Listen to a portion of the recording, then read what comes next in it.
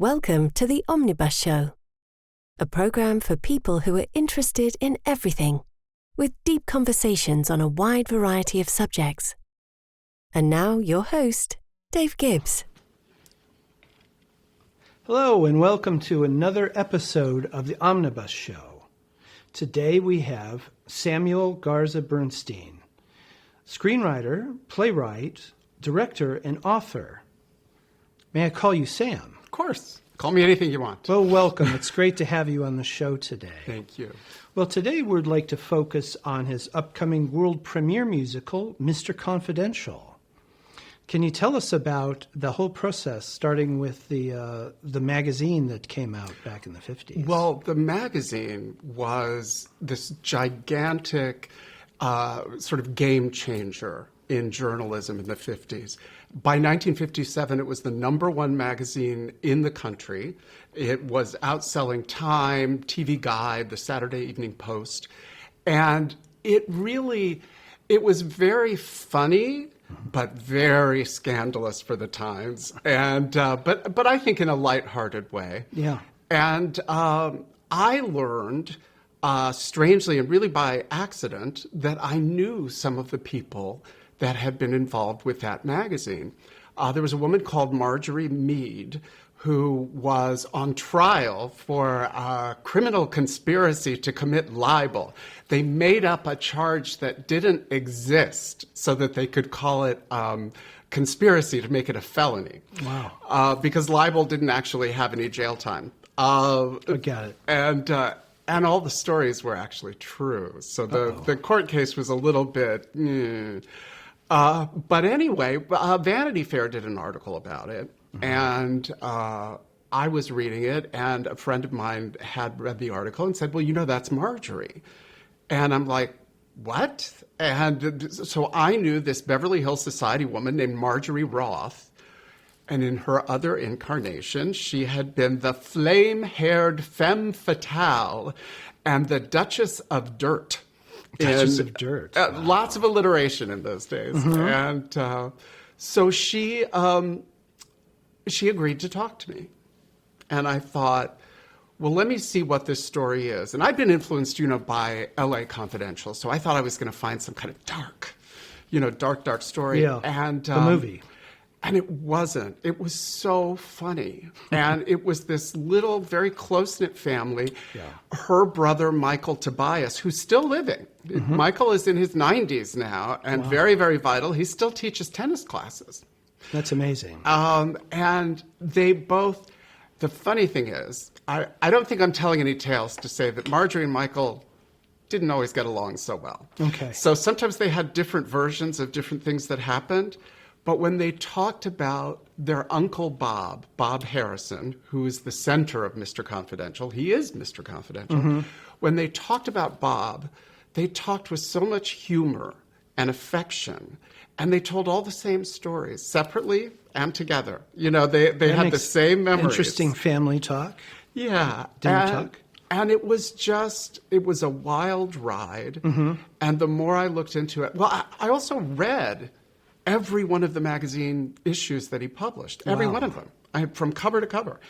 And, I did not find this darkness. I found very silly, some girls go for the gold, but Ava Gardner goes for the bronze with Sammy Davis Jr. They wouldn't call it, my favorite thing was, they didn't really call things exactly what they were sometimes. So they referred to one actress as the unmarried actress prefers the company of Hollywood's weird society of baritone babes. Okay. To put those together and you go, I see. And, so I thought these were very funny stories. And I realized that they were scandalous at the time, that it was a different era. So I really wanted to look at, there are these stories that people's careers were destroyed or people's lives were destroyed. And I thought, let me chart this out. So, okay, they talked about Ava Gardner and Sammy Davis Jr. What happened after they published that story that was so scandalous? Both of their careers got hotter. they published a mugshot of a very popular actor of the time named Rory Calhoun. Okay. And they revealed that he had gone to prison for Grand Theft Auto when he was in his teens. Well, that came out. Did it hurt him? No, he was given awards from Catholic societies for showing that you can turn your life around and being a good role model. Okay. His fan mail doubled. Wow. These are the things that I found most often. And it really changed the way that I approached writing the book as I started formulating this idea of a book. And it became the story of like this wild roller coaster of giddy, sort of funny.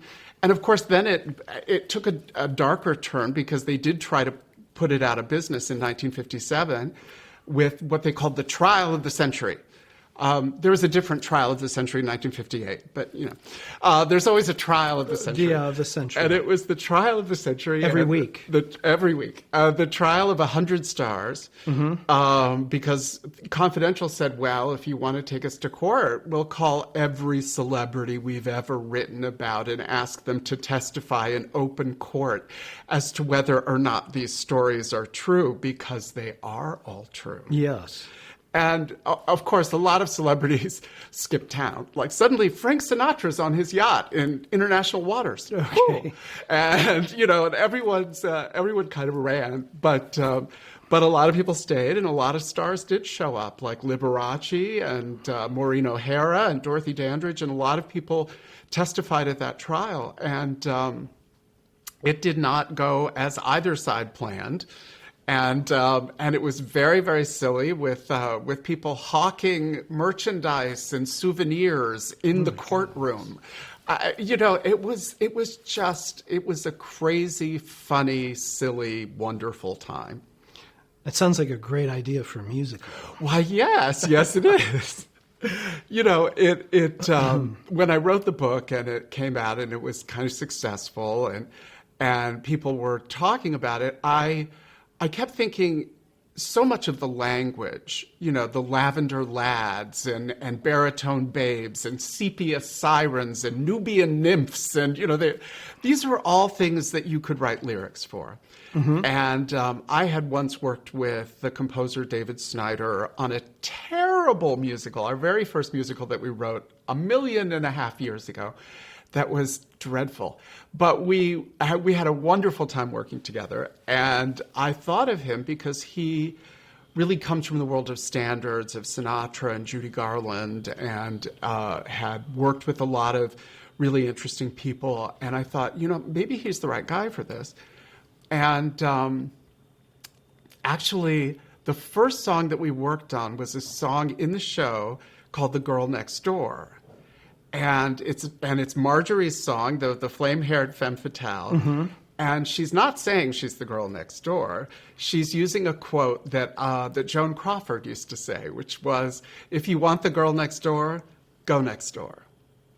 Like, I'm not the girl next door. I can hear where the song goes with that. If you want the girl next door, go next door. That's made for a 50s melody. Yeah, and that was the first song that we wrote. And David likes to kid that I was auditioning him. Like, well, this is the first song. Let's see how you do. Yeah. But I really wasn't. I really kind of knew from the beginning that he was the guy. Okay. And then we worked on it. We both had other jobs. Tim, how many songs did you write for the show? 20. 20? Well, no, actually more than that because we've cut songs. So about 26, I think, because we've, sometimes a song, you take it in a direction and it just doesn't work. And you kind of go that one goes out. But I mean, in the show, you have 20 songs. We have 20 songs in the show. Wow. And it's a big show. I mean, you can think of like Guys and Dolls or things like that. It's flashy, it's funny, it's got a gigantic cast of 14. The two leading ladies have 12 costume changes. 12 costumes. 12. That is really Golden Hollywood era type of thing. One of them, I'll give you a spoiler. In open court, she faints and she comes up wearing a different dress. And that's great stage. That's our brilliant costume designer, Anthony James Sirk, from oh my gosh, I'm going to get it wrong. I think he's at Purdue. If I got that wrong, I'm terribly sorry. But that's brilliant. But, that's brilliant. It's so much fun, and I love that, and I think audiences love that. Yeah, where you will. just, I always think, what makes an audience happy? And you think about, well, what's the simplest thing in the world? There's a lady in a red dress at the top stairs, people start singing and lights start going, and you've got Hello Dolly, and the audience is going out of its mind. They are. And it's because there's magic to these moments that you can create with these time-tested, things. People start going into a precision tap number. It's just exciting. That sounds fun. It sounds really fun. Again, that's the golden era of Hollywood and the movies and in Broadway with that, because that tap was very, very big in that era. And it's very athletic at the same time. So it's like that's very, very attractive to many people for different reasons. It's a very fun thing, very fun production. We really like to think of it in terms of, it's a big musical, but it's a fast musical. Sure. And poor Don. So you go from one moment to the next. You just do this. It's very, very fluid. I mean, there are moments where the lights go down. I understand. But it's very, very fluid. Yeah. And Don Farrell, who plays Bob, he does not leave the stage for 40 minutes. Wow. So, he does not leave the stage. He can't have a pee. He's got, finally I wrote another song for someone so he could go to the bathroom. But it's really, really fast. Yeah. And I love that about it because, honestly, I get bored. I get bored easily. So I don't want to make an audience bored. And, I like to keep the surprises coming. And when I direct, I think about it in those terms too. What will be the fun surprise? Gotcha. And I'll go back to the costume thing. How much more fun is that than someone faints and comes up in a different dress? That's brilliant. That's exactly like something that I would think from the. I'm forgetting the director, but there's a director that used to do where all the women would be. You mean Ziegfeld? That had they were all dressed and it was a big. Or Busby Berkeley. Could be Busby Berkeley. Was it Esther Williams? The Esther Williams. Well, she did. Busby Berkeley actually directed a couple of her movies. I believe it was Berkeley, where you just have this cascading of dancers and just this and the costume thing too. Yeah, the fantasy. The fantasy is just it takes people away from their everyday lives. And then in a fun way. In a fun way, and then in the middle of that fantasy, you kind of come back to these moments where you realize, oh, these were real people. Mm-hmm. And, there are some moments, particularly in the second act, which drive that, where you have to remember, it's fun and it's a carnival, but actually being accused of things and maybe going to prison is actually frightening. Yeah. And things that you didn't do. Mm-hmm. And, so you do have those moments where you kind of have to cut through all the fun and think, wow, that would be weird to experience, and we remind them, before we go into the trial sequence, we have actual footage of Liberace and Maureen O'Hara talking about how they want to take Confidential magazine down. Do you use that in the show? We use that as the transition into the first court scene. That's very clever. And I think to remind the audience, this really happened. These are real people, and this happened. Yeah, so you get a dose of reality. Yeah, you have the reality that come into the show. That really does make for good theater when you have. Well, I hope so. At least it makes for entertaining theater. It is entertaining, and I never forget that people have gotten babysitters, have driven over, they're going out to dinner. We have a responsibility. It's not just that, I want to make them happy. I feel responsible for making them happy. And by the time we get to the show opening, I go and I watch those performances, but I watch them to watch the audience and see what are they enjoying, what are they kind of, pulling back and maybe getting a little puzzled by, when do we get them, when do we lose them?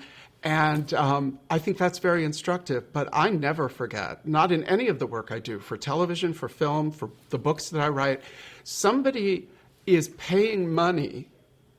You know, they're buying a book, or they're buying a ticket, or they're buying a Netflix subscription, whatever it is they're doing. Yes. They're paying money to do this. And I really feel strongly, it's almost like the work ethic part of it. Sure. We owe them something. And if we can all kind of come together and have a good time together, and this is that kind of show, then I feel like, well, we've done, we've fulfilled what it is that we're supposed to do. Well, without giving everything away, I mean, we get the main idea, Sam, about the show. Can you tell us a little bit about, you mentioned Guys and Dolls. Yeah.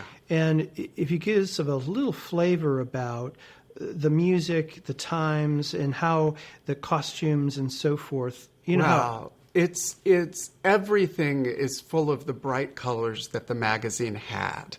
This bright blue and bright red and yellow and turquoise. And even our scene designs, my husband's actually an artist, and he's a bunch of things. He was a cake decorator. He did Bruce Springsteen's wedding cake. Wow. He was kind of a cake decorator to the stars. He produced some of the movies that I've made.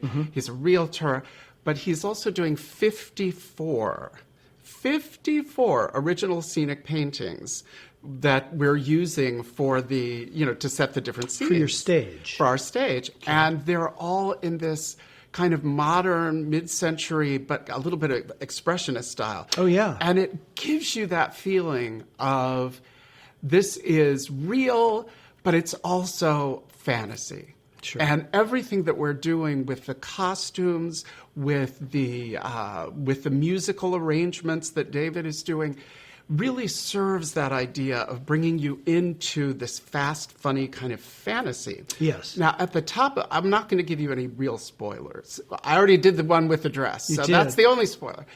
But at the top of the show, we have Bob in his first incarnation. When he was publishing what were scandalous magazines of the time, these girly magazines called Flirt, Eyeful, Titter, Wink, and Beauty Parade. So he was taking on Hefner. Oh, no, Hefner was later. Yeah, Hefner was later. And when I tell you, these were like, I mean, a Victoria's Secret, catalog is way more scandalous than these magazines. They were just, you saw nothing. They were like Betty Page and, Betty Page, yes. And beautiful paintings. Well, we have those paintings coming to life of those girls. I mean, sometimes we include a lot of graphics from the magazines in our projections scheme, and sometimes those girls come to life. So you're looking at a painted magazine image, and suddenly the woman, the girl will kind of turn and wink at you. Oh, on the stage. So it's the mag. Oh, that's brilliant. So yeah, we see the magazines come together. Oh, interesting. We see them. Marlene Dietrich has a moment when she turns to the audience and goes, "What am I doing here?" She's in this frame on the cover of a magazine, and the story's scandalous, and she's like, "What am I doing here?" That's hilarious. So we really, came at it from that kind of an idea. Now, the government puts his girly magazines kind of out of business because what's the phrase he used? If it's mailable, it ain't saleable, which means if they make it as tame as the government wants them to, then nobody really wants to buy it. I see. So he found himself in financial trouble, and his family rallied around, and he had this idea for Confidential magazine. I don't think they had any idea. They printed 250,000 copies of the first issue. Wow. It sold out in 5 minutes. Like everyone at the 21 Club, at the Stork Club, everyone was reading it. Bob couldn't believe it. He literally walked into the Stork Club, and almost everyone was reading Confidential magazine. And it was, I think it's mixture of going for stories that other people wouldn't tell, but doing it in a way that was fun. Bob's attitude was not, he was not a school marm going, tisk, tisk, tisk, why are you doing this? His attitude was, well, you're beautiful, you're rich, you're famous, of course you're going to misbehave. Who wouldn't? like, why not? Go for it. Have a good time. And it just caught on. And Walter Winchell was a very influential columnist of the era. Right. He had 60 million readers and radio listeners. 60 million. And there was a saying 60 million readers can't be wrong. And he loved Confidential. And one of his proteges worked for the magazine. Bob was smart. He went out and hired a protege of Walter Winchell to work on the magazine. Oh, wow. Well, I see. And Walter Winchell, in turn, gave it a lot of support. And some say that he even, this has never been verified, but some say that he even invested in the magazine. Oh, really? And I chose to kind of go that direction with it. There are some fictionalized parts of the story. It's a musical comedy. You wanted to have that rhythm of, and the love stories and all of that. But what I would say is that every single thing that happens in this musical that you go, oh my gosh, that could never have happened. No, that happened. Gotcha. That absolutely happened. Whether it's the jungle gunshot love triangle in the Dominican Republic or kidnappings of their reporters, or all of these things were real events. I mean, I should say the kidnapping wasn't a real event. What the real event was the publicity stunt of the kidnapping. He wasn't kidnapped. He was actually in a hotel room getting drunk. But, kidnapping in a hotel room getting drunk, it's the same thing, right? It rolls right into a musical. It was made for a musical. It is made for a musical. These people lived large. Yes. They lived large, and they had absolutely no regrets about anything. They're bigger than life, that golden era. It's just bigger than life. And Bob's girlfriend, Jeannie, is a wonderful character. She's so not the dumb blonde. She actually is the inspiration for the magazine. Mm-hmm. But of course, it's a certain era, and she becomes the Pega Palo girl, selling a mysterious herb that sounds a lot like Viagra when you kind of put it all together. Oh, okay. And Pega Palo was a real thing. It was a real thing they were trying to hype at the time. And we take it a little step farther, because in real life she wasn't singing on the Ed Sullivan Show about it, and in our show she is in a leopard jungle outfit with 3 leopard jungle girls behind her. But it's all really based in a real thing. And Marjorie, the Duchess of Dirt, is played by a wonderful, wonderful local actress named Shelby Berry. And I don't know if you'll save that story for your second chapter, but I want to talk about how we hired this girl, because she's going to be famous. Let's do that. Let's save that for the second chapter. Okay. But before we finish, you'd mentioned Guys and Dolls. Yeah. And the music of the era. Were there any musical pieces, were there any musicals that really had the melodic, or I should say, any of the songwriters that... no one who works in musical theater could not have been influenced by Rodgers and Hammerstein and Rodgers and Hart. Yes. But still influenced by modern... Well, I say modern, to me, Stephen Sondheim is modern. No, sure. Of course he's not modern, but in that realm, his wordplay and all of that. I think what we looked at is the musical styles come from the characters. Mm-hmm. They're not placed on top of them. They come from them. Mm-hmm. So where Bob's style is very Frank Sinatra, very influenced by the 40s, even though it's the 1950s. Sure. He's, of an age now, but he would have been that. Where Marjorie is much younger. And when she sings The Girl Next Door, what you hear is the pop girl groups of the 60s. Okay. And that sound is kind of coming in with her stuff. Sure. And there's our villain. Our villain is the Walter Winchell protege. And he was this... anti-red baiter. Oh my gosh, in real life, he worked for McCarthy and Roy Cohn in Washington, and they fired him because they thought he was too mean.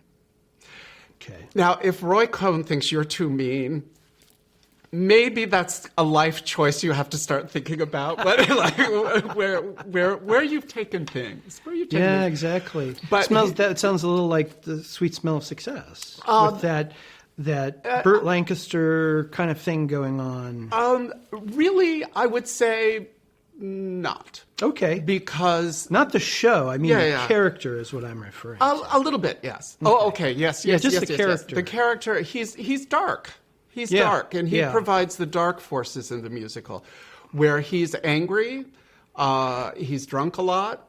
He took what they used to call goofballs, which are amphetamines. Oh, okay. So it would have been the 1950s prescribed version of meth. Okay. You know, Oh, my like goodness. and So he was over the top. He was wild, and there's a very tragic end that comes for him.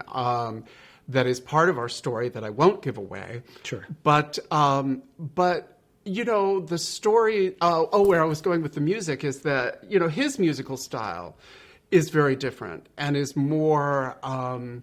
You know, it's kind of a little bit more like George M. Cohan, you know, and it's a little more sort of, you know, marchy kind like of. the marching band sort of. And so everybody gets that was their the anthem style. style of his era. Yeah, the anthem style. And so all of the characters do have their own musical rhythms and their own musical styles, but they form a cohesive whole of, you know, this really big kind of sound, you know, this kind of hot sound. Yeah. Where it really gives the performers a chance to kind of strut their stuff. And, you know... And still dovetail together. And this is a show, the way that I like theater, there are 14 people in this show, and 7 of them play multiple characters. Mm-hmm.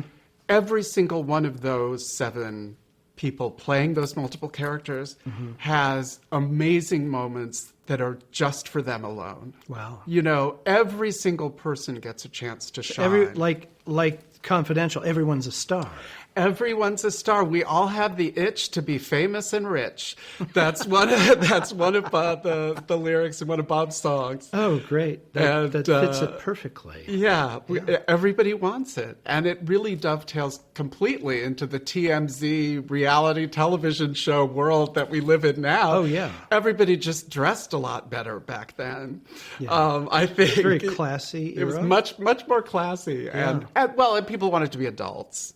Sure. You know, you wanted to be, you know, you dressed for grown dinner up. and you wanted to be a grown-up. Yeah. Now we all want to stay, you know, wearing gym clothes for every day and looking still like 18. Yeah. Whereas back then you were 18 and you looked 53. Well, kind of. You know, you look at grown these, up. Yeah. Well, I mean, I look at my mother-in-law, well, she passed. She lived with us and she passed a few years ago.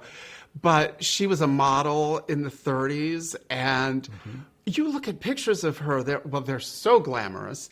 But she looked, when she was 18 and, you know, first dating my father-in-law, she looked like a 28-year-old woman. You know, she was so grown up and glamorous. Mm-hmm. We do not aspire to that anymore. We just want to look, you know, sort of young and sloppy. Well, it's flipped. Instead of looking older, it's looking younger. Yeah. Yeah. That's true. Well, great.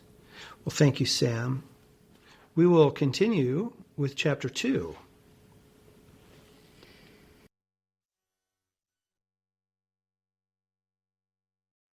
One, two, three. Hello, and welcome back to Chapter 2. Today, we're with playwright Sam Garza Bernstein, and we're here today at Feinstein's at Hotel Carmichael. We've been talking with Sam about his world premiere of Mr. Confidential, which will be at the Studio Theater in the Center for the Performing Arts here in Carmel. Well, Sam, it's good talking with you about the show. And for Chapter 2, I'd like to learn more about your creative process in putting, going from you had the book, but in producing the musical. Well, I'm a very collaborative person. I really rely on the creativity and the passion and the inspiration of others, which is why musical theater is a great place for me to be working. Oh, yeah. Because working with ATI and the artistic directors there, there's Don Farrell and Cindy Collins and Judy Fitzgerald, and they've all been a part of helping to shape this show and coming in with their ideas and their thoughts. And, well, you know how when somebody kind of says, oh, I have an idea, and then that first moment is like, exactly. But they had ideas that were completely in sync with where David Snyder and I wanted to take the show. Mm-hmm. And then we're bringing on other people, and we're bringing on, the cast and our choreographer, Willem de Vries, who comes from Disney shows and comes from all of these.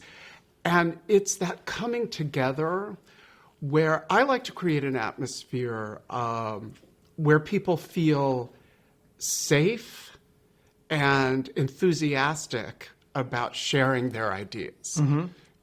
There are no bad ideas. There are just ideas. And mm-hmm. then we can decide, well, will that one work or will that one work? Or maybe a different one that's a combination of that idea and that idea and that idea. And certainly as David and I were kind of putting together what we thought the show would become, mm-hmm.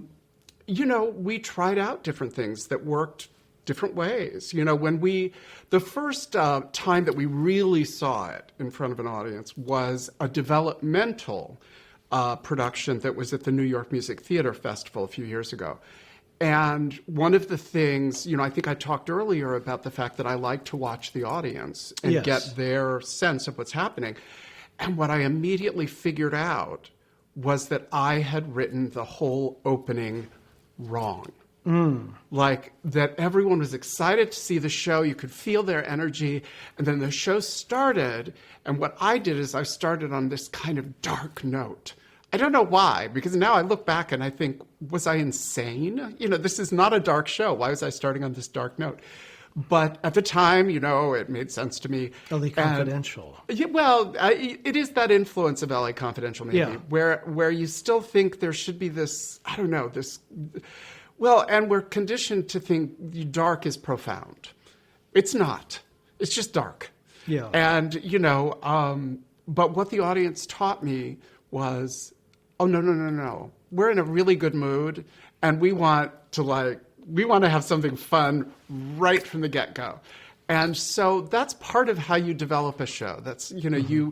you see what's working and you see what's not working, and you try to understand why.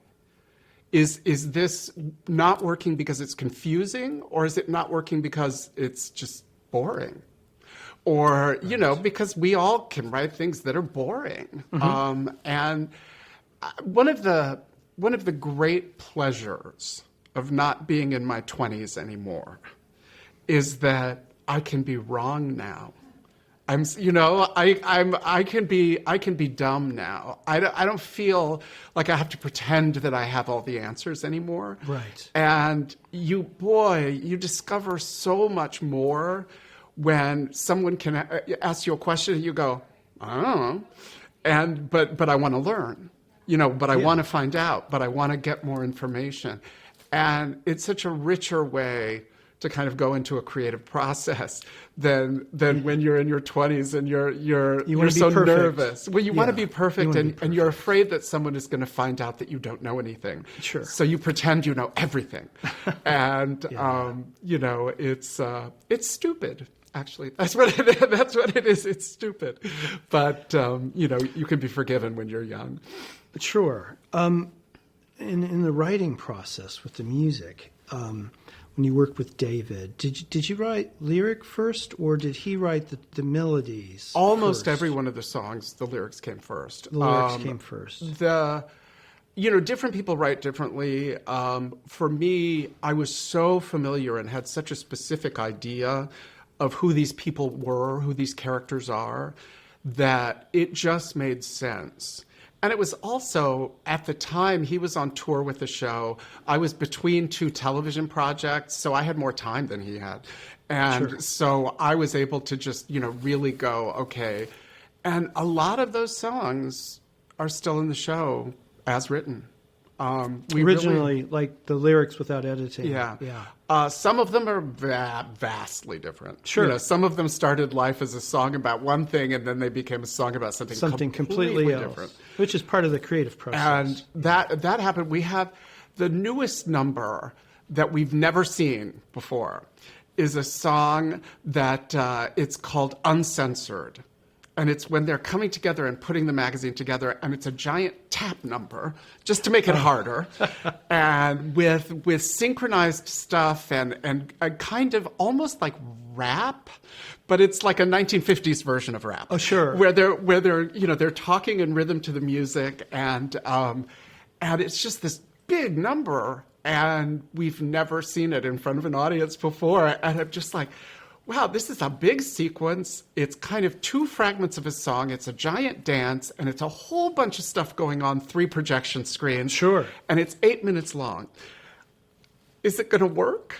And, I'm hoping it works, but we don't know. And that's part of the tightrope of the creative process, is that you do your best, but then, the audience tells you, wow, that works, or wow, that doesn't work. And that's a challenge for Willem on the choreographic. It's such a challenge for him, but a challenge that he's so able to meet. He's used to going on like Disney cruise ships with 14, 15, 16 member casts that he's never met before, where he has to go in over a period of 2 or 3 days and teach them new choreography for a whole show. Mm-hmm. And they've got to pick it up like that. And, it's a challenging, it's a challenging way to work. But people, it's so exciting when you see someone like really, really get it. And I'm so thrilled with, the people from ATI who are in the show with Don and Cindy and Judy. I've had a chance to work with them before when we did this as a reading last year. Mm-hmm. So I already knew that. The 2 leading ladies of the show are both coming at this from such very different places. Diana O'Halloran actually played the different character in our reading. And we realized that she was kind of right to play the Jeannie, the blonde girlfriend. And we discovered, I think a lot of audiences here already know who she is, but Shelby Berry is this young actress and singer and dancer.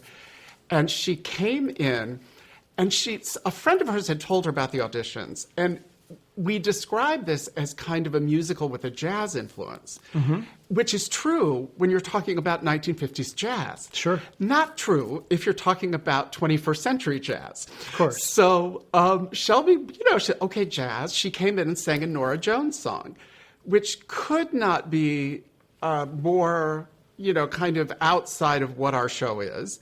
I like to say that if Norah Jones came in and sang a Norah Jones song, I don't think I would have cast her. Gotcha. It just wasn't it's our different number. era, different where you're going. And so we said, well, because we're kind of like, I don't know what that was, but do you have anything that's a little more kind of upbeat and musical comedy?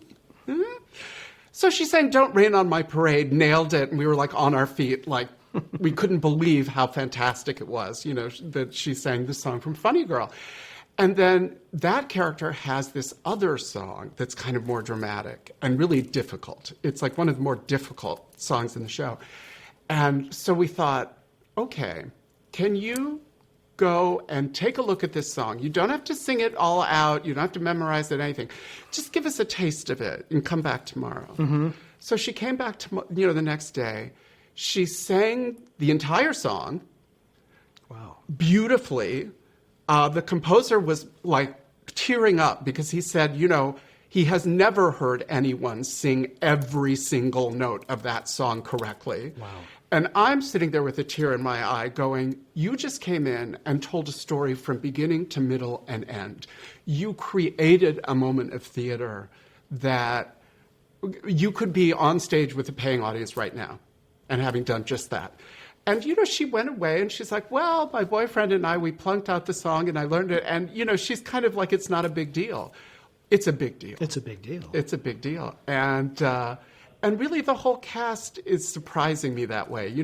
We've had conversations since I came back from LA in October when we had auditions. And I was just so taken with people coming in with this commitment, with talent, with energy and passion, and very few. I think we had to bring in 2 people from outside of the Indianapolis and Carmel area, but everyone else is local, and the talent is extraordinary. That sounds very extraordinary.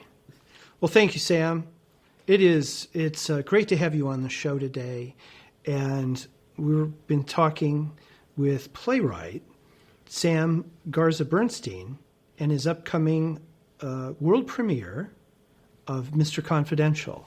And that will be at the Studio Theater from April 28th to May 14th at the Center for the Performing Arts here in Carmel. Can you tell us more about what's coming up? There are some events coming up, particularly with the Carmel Clay Public Library. Liz Hamilton over there has invited me to come and do a reading from the book, and we're going to be signing copies. We'll also be signing copies of the book and selling mugs and other fun things at every performance. So I'm looking forward to that, too. Well, fabulous. Well, it's great having you on our show today. Thank you. We look forward to seeing you in our next episode of The Omnibus Show.